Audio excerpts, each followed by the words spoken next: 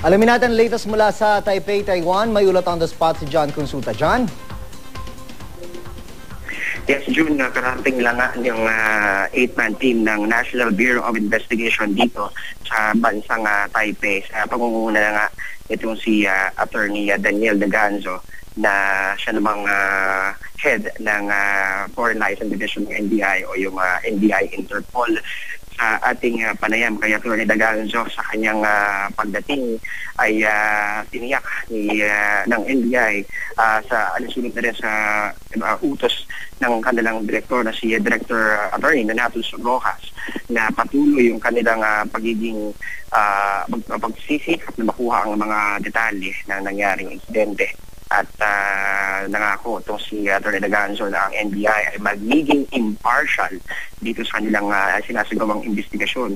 Susi raw ng kanilang pagpunta nga dito o isa sa mga kabilang sa kanilang mga pakay nga dito, June, ay una ang makakuha na pagkakataon na ma-inspeksyon itong Guangdong Xing at number 28 na Taiwanese fishing vessel para ma-inspeksyon itong mga tama ng bala na nakuha nito noong May 9 nang ito'y papatukan ng sasakyang pandagat ng Philippine Coast Guard at maging yung iba pang mga sinasabing ebidensya dito na June at sisikapin pa rin daw nila na kausapin itong pamilya kung papayagan silang ma-examine din itong katawan ng namatay na Taiwanese fisherman na si Mr. Hong dahil ayon sa kanya ay ito yung pinakamalaking misyon na kanilang gagawin dito sa Taiwan. Ito yung i-establish yung nangyaring insidente at dalhin pabalik sa Pilipinas ang lahat ng mga datos na ito para nga sa kanilang paggawa ng final report. Samantala, June ay bitbit din nga dito ang ilan sa mga special equipment ng NBI na kinabibilangan ng equipment para ma-establish yung mga bullet trajectory base na rin doon sa mga tama ng bala ng bangka at inaasahan nila na sa tulong ng kanilang mga equipment na bitbit ay mas magiging madali rin ang kanilang trabaho dito sa Taiwan. Yan muna ang latest mula rito sa Taipei, Taiwan. Balik sa June. John, gaano katagal inaasahang tatagal yung investigation ng NBI team dyan sa Taiwan? Sa pangkalahatan, June, ay inaasahan na hanggang Biyernes nakalatag na yung kanilang mga aktibidad. At mamaya-maya lamang, nandito kami ngayon sa kanilang hotel sa Taipei kasama atong mga miyembro ng Taiwan Police na nagbibigay ng seguridad sa kanila dito sa Taiwan. At ang ating pagkakaalam hanggang Biyernes na sila dito. Pero ayon kay Atty. Daganzo, kung mas mapapabilis o mas mapapaaga yung kanilang pagkalap ng informasyon ay mas maganda dahil gusto rin nilang agad na makabalik sa Maynila para matapos na ang kanilang final report. John, nabigyan na ba sila ng assurance na magkakaroon sila ng access dun sa fishing vessel at saka dun sa mga crew members ng barko na yon? Tama ka doon, June. No? Yun yung inaantabayanan talaga dito.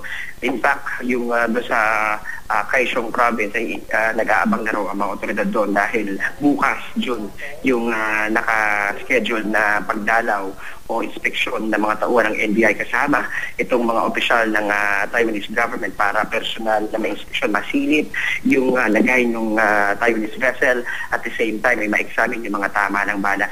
Alam mo, June, isa sa mga dapat bantayan dito, no, yung lumabas na result ng Taiwanese investigators ay umabot sa di umano ay 45 na tama ng bala yung at 45 yung bala na sinasabi nilang ginamit para nga mag-cost ng mga around 59 na butas dito sa bangka.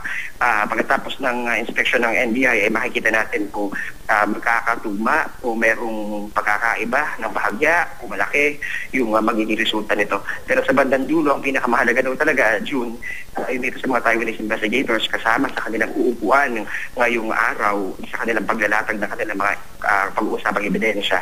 Alam mo, yung usapin noong BDR, ito yung Voyage Data Recorder. No? Sabi ng mga Taiwanese authorities natin nakausap, Kaya ito nga yung kanilang pinaka-ebidensya, isa sa mga pinaka-ebidensya na sinasabing nasa loob ng Taiwanese waters ang Guangdajing Taiwanese fishing vessel nang maganap itong pamamaril. Pero again, kontra naman ito doon sa claim ng Coast Guard na sinasabing sa loob naman ng ating territory nangyari yung insidente. So lahat ng ito, iba-iba yung version ng kwento, pero siguradong iisa lamang ang katotohanan at yan ang aalamin ng mga tauhan ng NBI. Jude. John, base dun sa mga litratong naipadala mo, parang napakalaking media event nung pagdating ng NBI team dyan sa Taiwan. Tama ka doon, June, no? Sa totoo lang, talagang matindi yung media hype na likha nitong storyang ito. No? At ito ang tinututukan ngayon ng lahat ng media, pati ng mga dyaryo, banner ito sa lahat ng kanilang dyaryo. Just imagine, 20 TV networks dito sa Taiwan, lahat ay nakaantabay kanina at nakasabay natin. Medyo nung umpisa, medyo okay kasi nga may mga police, pero nung lumabas na ng airport, pasakay sa sakyan, nagsimula na yung balyahan at dikdigan talaga para na makakuha ng soundbite. Pero sa bandang huli ay nagkaroon tayo ng pagkakataon na makuha yung soundbite galing kay Atty. De Ganzo at napagbigyan na makapagbigay siya ng maiksing pahayag on behalf of the NBI team kung ano yung kanilang pakay, yung kanilang commitment sa kanilang pagbisita dito sa Taipei, Taiwan. Finally, John, hindi mo ba naramdaman na parang nagkaroon man lang ng hostile na reaction yung mga tao dyan sa pagdating ng NBI team? Alam mo, June, kapansin-pansin sa aming paligid, yung mga, bukod nga syempre doon sa mga Taiwanese media, yung mga pasahero na mga paalis at parating ng mga Taiwanese, nakamasid sila.